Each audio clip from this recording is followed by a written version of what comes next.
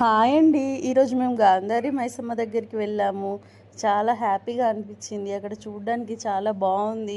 మీరు కూడా మంచిర్యాల అయితే ఒకసారి విజిట్ చేయండి. చాలా మంచిగా అనిపించింది. చూడండి మీరు కూడా ఎలా ఉందో ఇక్కడ. జోడు టప్పుల్ మోగ జోరు సప్పుల్ ఎంట యాట పిల్లల్ నాటుకోడి పుంజుల్ నీ తానకు బయలెల్లినమే మైసమ్మ తల్లి పిల్ల జల్ల కదిలినమే ఎల్లమ్మ